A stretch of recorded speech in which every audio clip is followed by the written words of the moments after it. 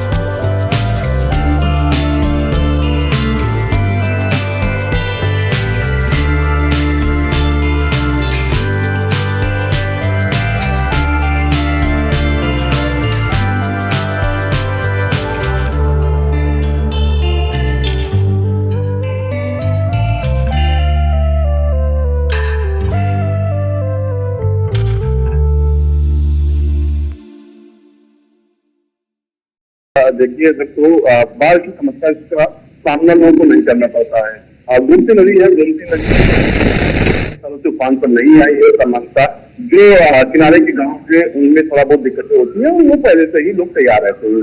बाकी अगर उत्तर प्रदेश की बात करें तो बाकी उत्तर प्रदेश को लेकर के तैयारियां जरूर की जा रही हैं।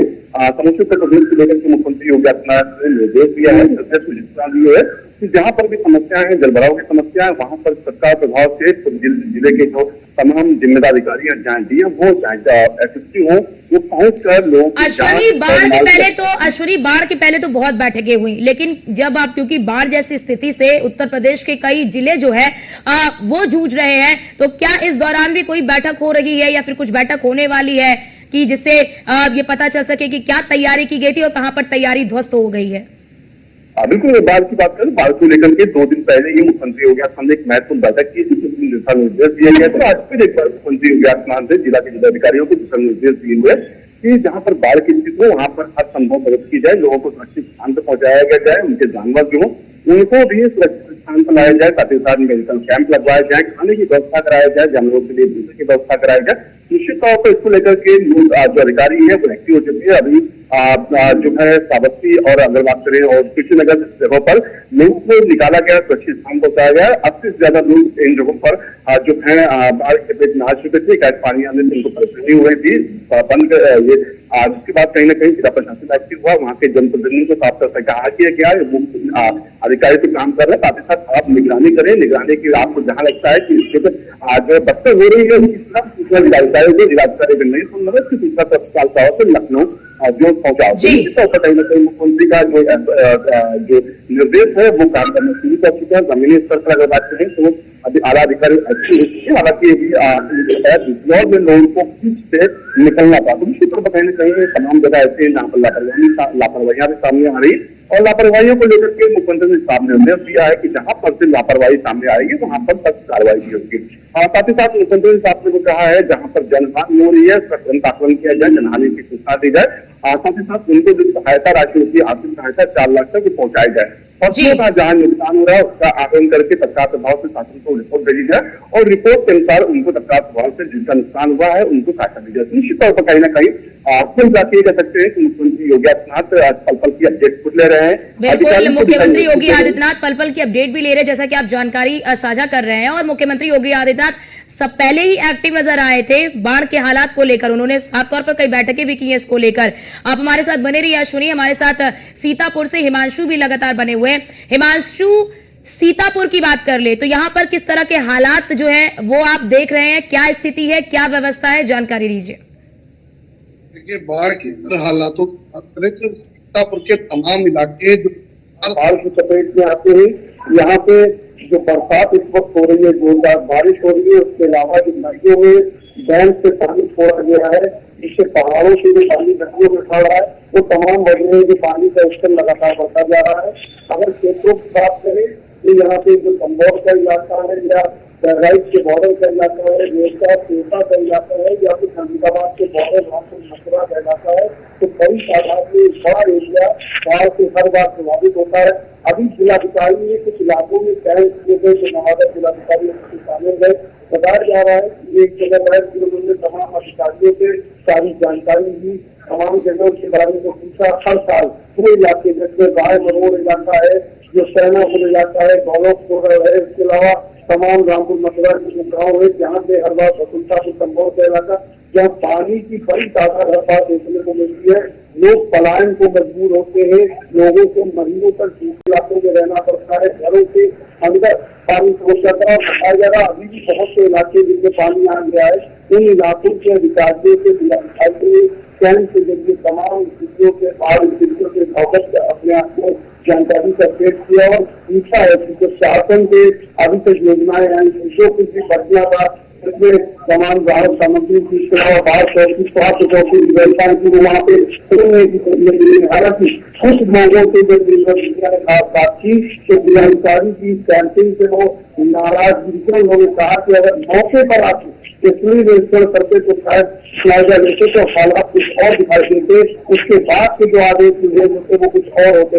वहीं अगर कुछ एक अभी हाल ही में एक इलाका जहाँ पे पूरे पानी का तटान मुख्य जगह से नए 20 मीटर का पानी राय मरोड़ के लोगों ने जिलाधिकारी को एक पत्र भी लिखा है और तमाम तरीके की सुविधाओं की मांग करने का पत्र भी न्यूज और इंडिया ने आज दिखाया है। वो पत्र साफ तौर पर बता रहा है कि लोग कितने दहशत में हैं और इस बार जिस तरीके से बरसात हो रही है लगातार घंटों कई सेंटीमीटर और सेंटीमीटर से पानी गिर रहा है और पीछे से बैंक से पानी छोड़ा जा रहा है, लोग जो है दहशत में हैं और खदान का स्तर बढ़ता जा रहा है। बिल्कुल हमारे साथ बिजनौर से हमारे संवाददाता फैजल भी जुड़े हुए हैं। फैजल, बड़ी देखिए विकट स्थिति है। भीषण गर्मी में यही अमृत बूंदे, यही जो बारिश की बूंदे है वो अमृत बूंद साबित होती हैं और अब ऐसे में देखिए किस तरह से ये एक मुसीबत अब बनकर जो है वो आम लोगों को कहीं ना कहीं आम लोगों के लिए मुसीबत बन गई है। बात अगर बिजनौर की कर ले तो यहाँ पर क्या स्थिति है, यहाँ पर कितने गांव जो है वो बाढ़ की चपेट में है, किस तरह प्रशासन की व्यवस्था है, कितने शिविर बनाए गए हैं, क्या कुछ तस्वीर वहां की? जी बिल्कुल, मैं आपको बता दूं, बिजनौर करता नजर आता है, न्यूज़ इंडिया पूरी करता नजर है। उसी का मुख्य तस्वीर है, हमने कल आपको दिखाई थी। वन विभाग की गाड़ी तक एक नदी में डूब गई थी। जब वो गश्त के दौरान पूरी गाड़ी डूब गई थी और वन विभाग के कर्मचारियों ने कूद के अपनी जान बचाई थी। दूसरी तरफ जो तस्वीर थी वो हमने आपको नजीबाद से दिखाई दी। कई गांव चपेट में आए थे बाढ़ के। अब लगातार तस्वीरें दिखाने की कोशिश करता है न्यूज़ इंडिया। तो चांदपुर की तस्वीर थी जहां कई बीघे फसल किसानों की नष्ट होती नजर आ रही थी। अगर बात की जाए पूरे जिले की तो लगातार बारिश से नजीबाद, किरतपुर, बड़ापुर और खुद बिजनौर बाढ़ की चपेट में है। अगर बात की जाए गाँव की तो कई दर्जन गाँव बाढ़ की चपेट में आ चुके हैं, लेकिन लगातार बिजनौर प्रशासन काम करता नजर आ रहा है। जो डीएम अंकित अग्रवाल, वो दूसरी तरफ जो एसपी नीरज कुमार जादौन है, उनकी पुलिस भी काम करती नजर आ रही है। वही उसी का मुख्य कारण ये भी देखने को मिला है, रात लगभग 12 बजे के बाद 16 जान पुलिस ने बचाई है। तो उसका सीधा एक्शन योगी आदित्यनाथ को जाता है, क्योंकि उन्होंने सख्त आदेश दिए और उस आदेश का पालन बिजनौर प्रशासन नजर आता दिखाई दे रहा है। लेकिन बात की जाए बाढ़ों की तो लगातार हर बार बारिश आती है और हर बार गांव चपेट में आते हैं। प्रशासन पहले से पहले ही तैयारी कर देता है। इस बार तैयारी में कुछ कमी नजर आई है, क्योंकि अचानक से बाढ़ हुई और लगातार अचानक से बाढ़ आने के बाद कई गांव बाढ़ के चपेट में आ गए। इसीलिए प्रशासन को कड़ी मेहनत करनी पड़ रही है। पिछली बार ऐसा नहीं हुआ था, प्रशासन ने पहले ही हाई अलर्ट कर दिया था, ऐलान कर दिए थे तो गांव खाली हो गए थे। तो कहीं ना कहीं अब बड़ा सामना प्रशासन को करना पड़ेगा और लगातार बारिश होना और पहाड़ी इलाके से लगातार पानी कई लाख कैसे छोड़ना कहीं ना कहीं बिजनौर के लिए खतरा बना हुआ है। अगर बात की जाए फसलों की तो लाखों की फसल किसानों की चौपट हो चुकी है। तो कहीं ना कहीं जो सीएम योगी आदित्यनाथ है, उनका कहना है कि किसानों को घबराने की जरूरत नहीं है। अगर उनका फसलों का नुकसान बाढ़ पाएगा तो उसका कहीं ना कहीं भुगतान सरकार करेगी। तो लगातार न्यूज़ इंडिया ग्राउंड जीरो पर रिपोर्ट करता नजर आता है, वो तस्वीरें दिखाता है जो शायद कोई और चैनल ना दिखाए।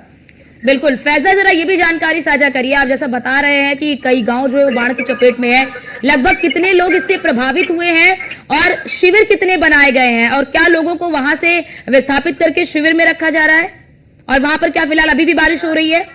देखिए, अगर बात की जाए गांव की तो गांव सैकड़ों गांव लगभग हैं पूरे जिले में जो बाढ़ की चपेट में आ गए हैं, लेकिन प्रशासन लगातार मदद कर रहा है, उन्हें बाहर निकालने की कोशिश कर रहा है। रात लगभग 16 आदमी फंस गए थे जिन्हें पुलिस प्रशासन ने बाहर निकाला सुरक्षित। अगर बात की जाए भोजन की, स्वास्थ्य की, तो पूरी तैयारी जिला प्रशासन करने में लगा हुआ है। और फैजल, एनडीआरएफ वगैरह की टीमें कितनी वहां पर तैनात हैं? यानी कि जो टीमें पहले तैयार रखी जाती है एसडीआरएफ की, एनडीआरएफ की, वो टीमें हैं क्या वहां पे? कितनी संख्या में है?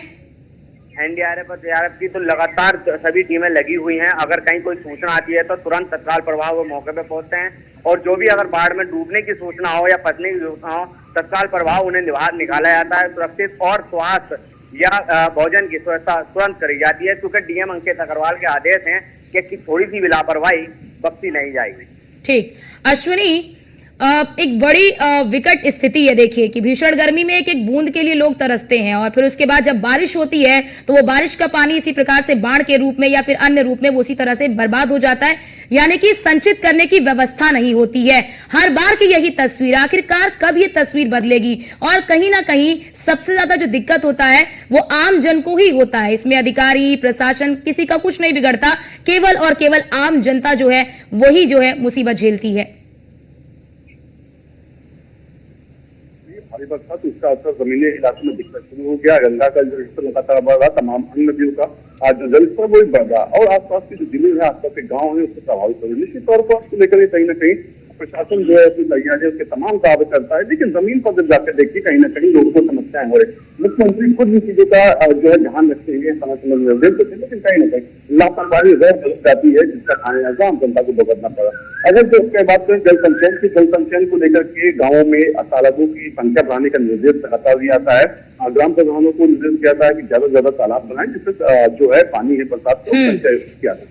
लेकिन कहीं ना कहीं उतना नाकाफी साबित होता है, क्योंकि एक से दो तालाब गाँव में होते हैं, तो ऐसे में कहीं ना कहीं वहां पर इतना संचयन का व्यवस्था नहीं हो पाती, जिससे कहीं ना कहीं बाद में समस्या होती है। और निश्चित तौर पर जब बात करें मुख्यमंत्री योगी आदित्यनाथ की, तो मुख्यमंत्री योगी आदित्यनाथ इन चीजों पर ध्यान देते हैं। पहले से ही देखा गया था कि वो बाढ़ को लेकर के बैठक कर रहे थे। बाढ़ प्रभावित जिलों के जो है जिले जो है ज्यादा प्रभावित होते हैं, उनको निर्देश दे रहे थे। बिल्कुल अश्वनी, और बड़ा सवाल यही होता है कि जिस प्रकार की सक्रियता मुख्यमंत्री योगी आदित्यनाथ दिखाते हैं, अगर वही सक्रियता अधिकारी और शासन प्रशासन भी दिखाए तो शायद तस्वीरें बदली हुई नजर आएंगी।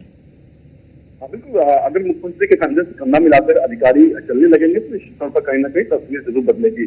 हर बार देखने को मिलता है, सिंचाई विभाग जो है, जल शक्ति विभाग की जिम्मेदारी होती है कि तटबंध बनाएं, नदी किनारे सुरक्षित जगह स्थान तैयार करें, लेकिन सबके बावजूद देखने में कहीं ना कहीं एक बड़ा भ्रष्टाचार उसमें दिखाई पड़ता। पिछले साल हम न्यूज इंडिया ने भ्रष्टाचार खोला भी था, तमाम सवाल भी खड़े किए थे, क्योंकि अमूमन देखने को मिलता है कि जो सिंचाई विभाग होता है, जो जल शक्ति विभाग है, उसके इंजीनियर एक बड़ा घोटाला करते हैं, क्योंकि तटबंध बनाने के लिए वो समय पर नहीं बनाते हैं और बाढ़ समय से पहले आ जाती है। ऐसे में जब तटबंध बनते नहीं, उसके बाद क्या होता है, क्योंकि उसकी जांच के लिए कोई आधार नहीं होता है, कहीं ना कहीं कागजों पर सारे तटबंध बना करके करोड़ों रुपए पेमेंट होता है और कहीं ना कहीं बड़ा बंदरबाट होता है। निश्चित तौर पर कहीं ना कहीं इस तरह की खामियां मिलती है, मुख्यमंत्री को जब पास पहुंचती है तो वो कार्रवाई भी करते हैं, लेकिन तमाम चीजें होती है जो मुख्यमंत्री तक नहीं पहुंच पाती हैं, अधिकारी आपस में सुलझा लेते हैं। तो निश्चित तौर पर कहीं ना कहीं सिर्फ एक व्यक्ति के नहीं होने वाला। ये जरूर है, मुख्यमंत्री के अंदर इच्छा शक्ति जरूर है और के तहत वो काम कर रहे हैं, लेकिन जब तक अधिकारी नहीं सीखे हैं वो बेहतर नहीं करेंगे। बिल्कुल बिल्कुल अश्वनी, क्योंकि इम्प्लीमेंट करना तो वो अधिकारियों का ही काम है, वो तो ब्यूरोक्रेसी का काम है कि आप उसे इम्प्लीमेंट करिए, लेकिन अगर आप चीजों को जमीन पर बेहतर तरीके से उतारेंगे ही नहीं तो फिर परिणाम कैसे सामने आएंगे, तस्वीर कैसे बदलेगी। आप हमारे साथ बने रहिए। हिमांशु भी लगातार हमारे साथ सीतापुर से बने हुए। हिमांशु, बात अगर सीतापुर की कर ले तो यहाँ पर लगभग कितने लोग जो है वो प्रभावित हुए हैं, और जरा ये बताइए कि उन प्रभावित लोगों के लिए क्या इंतजाम प्रशासन ने किया है। प्रभावित लोगों की बात करें तो अभी संख्या बहुत बड़ी तादाद में नहीं है, लेकिन आने वाला वक्त जिस तरीके से प्रशासन की तरफ से नाकाफी चालू की है, सिंचाई विभाग के जो हर साल के वादे हैं उन्होंने स्तर बना दिया है, सरकार को वोट किया है। अब हालात ये है कि रायगढ़ जैसे इलाके में जहाँ पे 5 साल पहले स्तर बना था, पानी के तेज बहाव के स्तर ही टूट गया, यानी कुल इलाके जो बहाव प्रदान को रोकने के लिए तैयारियां की गई थी, अब वही पानी में बहती नजर आ रही है। लेकिन अभी फिलहाल लोगों की जो तरीके से वहाँ पे सुराही देने की संख्या है वो स्पष्ट नहीं है, लेकिन एक बड़ा हिस्सा, एक बड़ा दायरा, एक बड़ा क्षेत्र जो है इससे आने वाले समय में प्रभावित होगा। लिहाजा सीतापुर प्रशासन को तैयारी करनी होगी। वहीं अगर राहत सामग्री की बात करें, इसकी क्षेत्र इलाके जो रेशा क्षेत्र के जो इलाके थे, के इलाके थे, वहाँ पर अधिकारी ने खुद शायद करके लोगों को बिल्कुल जरूरी भी है हिमांशु, जब तक आप धरातल पर काम नहीं करेंगे तस्वीरें यही रहेंगी, और सबसे ज्यादा जो पिसता है वो आम जनता और आम जनमानस ही पिसता है। आप तीनों का बहुत शुक्रिया हमारे साथ जुड़ने के लिए और ग्राउंड जीरो से एक एक जानकारी और एक एक तस्वीर हमारे दर्शकों तक साझा करने के लिए कि किस तरह से बाढ़ से लोग परेशान हैं, हालात कितने बिगड़ गए हैं, आला अधिकारी क्या कर रहे हैं, क्या व्यवस्था है, सारी तस्वीरें हमने आप तक पहुंचाई हैं। फिलहाल के इस बुलेटिन में इतना ही। बाकी देश और दुनिया की तमाम खबरों को देखने के लिए आप बने रहिए न्यूज़ 1 इंडिया के साथ। नमस्कार।